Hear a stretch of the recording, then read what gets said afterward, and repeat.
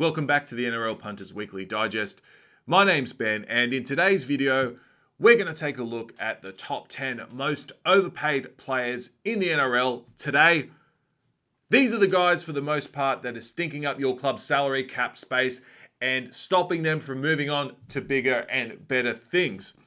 But before we get into this video, if you'd like to stay in the loop of all my content and you haven't yet subscribed to this channel, please make sure you smash that subscribe button and turn on your notifications so you can stay in the loop of all my new videos. And if you like this video, as per usual, I would really appreciate a like. Let's get into the top 10 most overpaid players in the NRL in 2021, starting with Joseph Leilua from the West Tigers on $550,000 a year. Now, don't get me wrong, at the peak of his powers, Joey Leilua was one of my favourite players when he played for my beloved Canberra Raiders and formed that deadly centre wing combination, Leipana with Jordan Rapana. There was probably no deadlier centre wing combination in the NRL at that point in time, and certainly will go down as one of the best of all time in NRL history. Since moving to the West Tigers in 2020, Joey Leilua is almost just all but completely fallen off the NRL radar, only having played 20 first grade games since the start of 2020. He's plying his trade in reserve grade at the moment and has certainly fallen out of favour with his coach, Michael Maguire, and in fact has been totally overshadowed in terms of his star power by his younger brother, Luciano Leilua, who is an outstanding back rower doing some good things for the West Tigers. Joey Leilua, $550K, certainly not his asking price anymore. What's the future for him? I'm not quite sure, but he's probably going to have to resign himself to a contract around the 400 mark, maybe a little bit less if he wants to continue his career in the NRL, and I certainly think he does have a career in the NRL moving forward. At number 9, Thomas Flegler from the Brisbane Broncos on $600,000. Now, of all the players on this list, Tom Flegler is a little bit of a red herring. And I say that because I think he will be worth this coin in the future. But I think for now, as a 21-year-old prop, he's being paid this $600K on promise.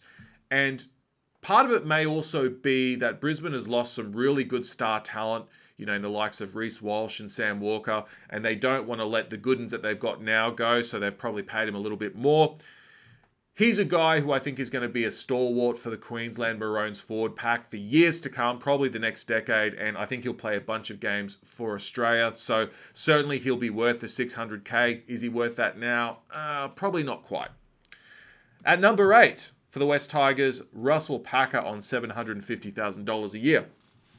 Now, I don't need to tell you that at his best, Russell Packer was one of the best props in the NRL. I'm talking way back in his Warriors days. Devastating from that position. Then he had some off-field indiscretions, and that's probably putting it lightly. He did beat a man to within an inch of his life and went to jail for a year as a result.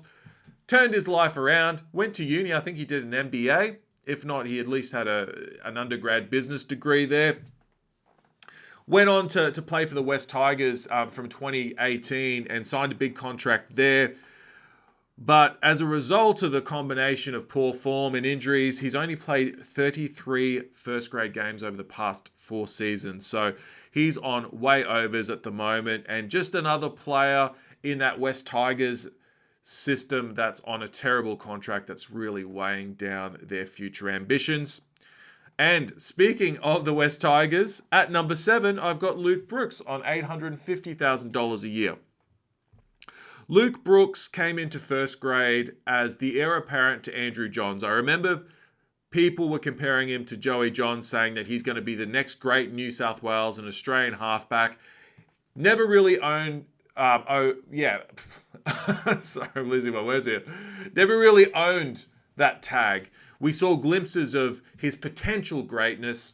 We saw him have some really good games. We saw his kicking game evolve, but not consistently. Same with his passing game. He's been in the NRL for a long time now. He's never really owned up to that promise. I don't know if he ever will. Is he worth $850,000? Definitely not. Definitely not anymore. I think he's probably closer to that $500,000 mark. But maybe a change of scenery for Luke might do him some real good. There are some clubs out there that are looking for a halfback. I know Canberra were kind of sniffing around, so it'll be interesting to see what his future looks like past this season. At number 6, I've got Matt Moylan on $850,000. Now, the reason Matt Moylan makes this list is probably due more to the fact that he's always injured. He's always injured. We know that when Matt Moylan is on a footy field and he's injury-free, he's 100% healthy, he can get some footy under his belt, he can do some amazing things. I remember seeing him coming into grade and thinking that he was almost like a Darren Lockyer carbon copy. Good from 5'8", good from fullback. Could have been like a world beater, the peak of his powers in 2016. He played for New South Wales. He played for Australia. He won a competition with the Sharks. He had it all. But since then, what has he done? He hasn't really been on the park that much. He's played 54 first grade games since the start of the 2018 season. He's on way overs, and I don't know what his true value is in the open market, because when you're looking to sign a guy like Matt Moylan, you've really got to consider the injury proneness of a guy like that. But my understanding is that the Sharks are keeping him anyway, so I don't know if he's re-signed yet. I'm not sure kind of where that's at the moment, but it looks as though he's staying with the Sharks for the time being. Speaking of the Sharks, at number 5, I've got Andrew Fifita. Once upon a time, this guy was spoken about in the same esteem as the Jason Taumalolo in terms of just how good he was as a middle forward and also an edge forward. He played a lot on the edge there. He has the footwork, he's got the speed, he's got the strength, he's done everything in the game. He's played a bunch of games for New South Wales and Australia and for Tonga. But he's only played 2 first grade games this season. He's been plying his trade for the Newtown Jets. He's really at the back end of his career at this point in time. Does he still have a place in the NRL? Absolutely. It's not on $850,000 a year. I think he's somewhere between the $400,000 and $500,000 mark, but I think he would definitely be useful to a club looking for some depth. Might make a really good interchange forward, playing 30, 40 minutes a game.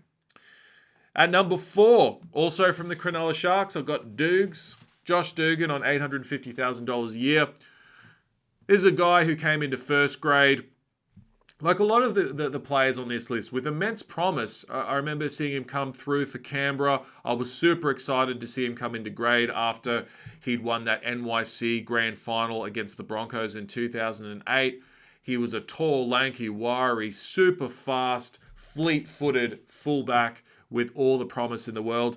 And you know what? He did aim up to all that promise, to be fair. Played a bunch of games for New South Wales and Australia. Represented at all levels in this game. Unfortunately, over the last season or so, he's fallen a little bit out of favour with the first grade team. In and out of form and injury. Due to his most recent COVID breach, he's out of the Cronulla Sharks bubble at the moment, so I'm not sure how much more football he's going to play this season. I guess this guy's just up in limbo a little bit at the moment. He's certainly not worth the $850 a year that he's receiving. He doesn't have many years left in the game. Can he get that sort of coin elsewhere? I think so. Probably Japanese rugby. If he wants that sort of money. Otherwise, if he wants to stay in the NRL, if there's a place for him here, he's probably worth $300,000 to $400,000, I would think.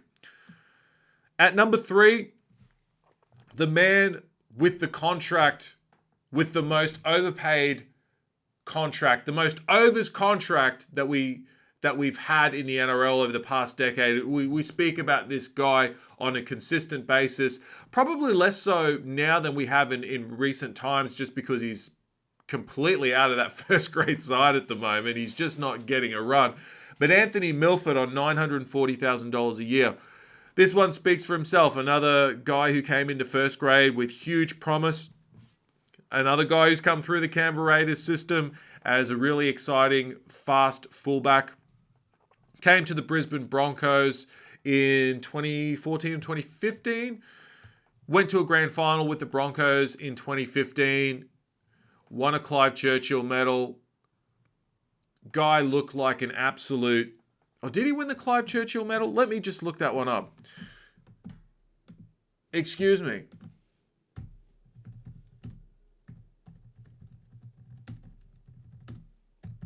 I've got to do a bit of fact-checking here.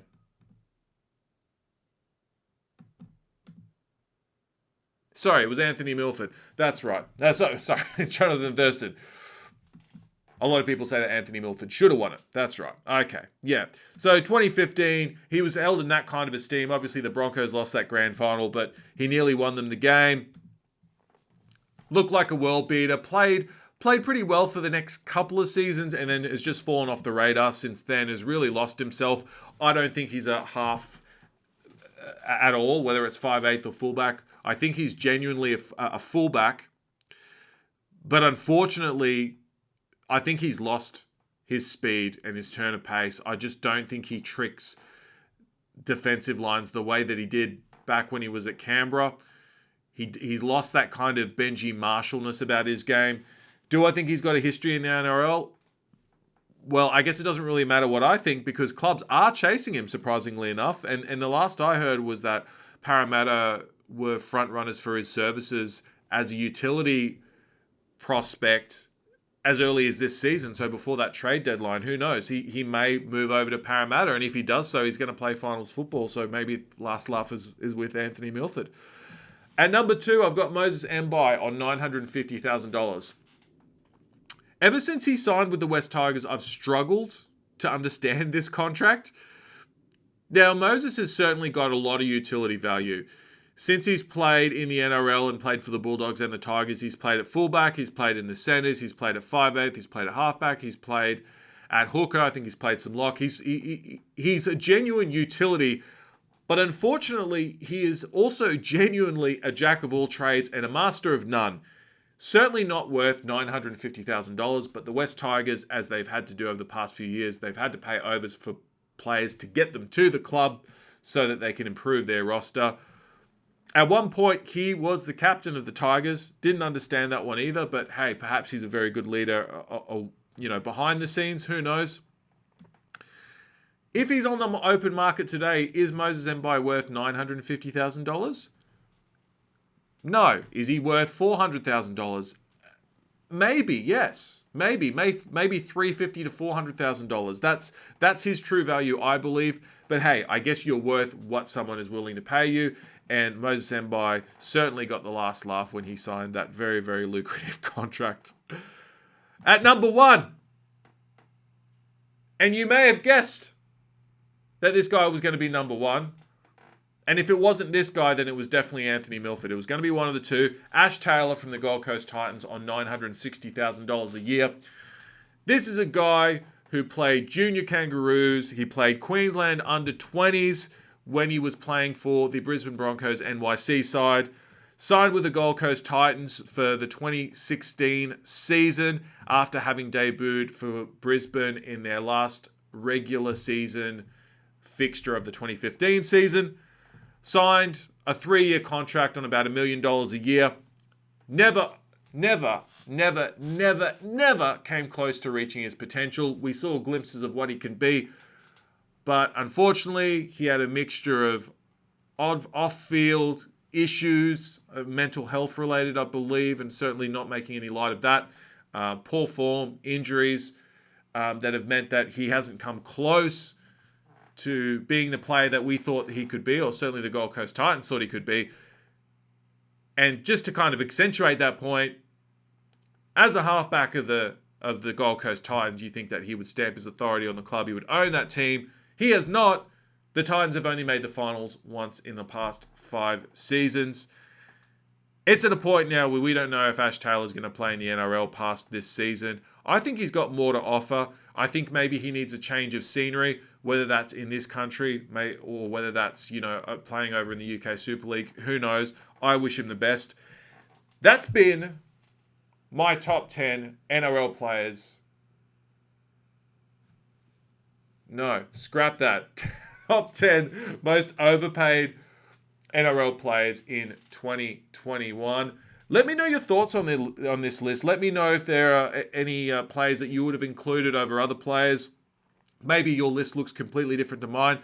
I feel like my list is quite balanced, and it's very, whilst this is subjective, it's also very objective, because I've literally just gone to the Zero Tackle website, shout out to them, and looked up the NRL contracts and basically just gone from highest to lowest and picked out the players that just aren't earning their coin. So it's pretty self-explanatory there. Subjective, but also very objective. Let me know your thoughts in the comments section below, and I will see you in the next video.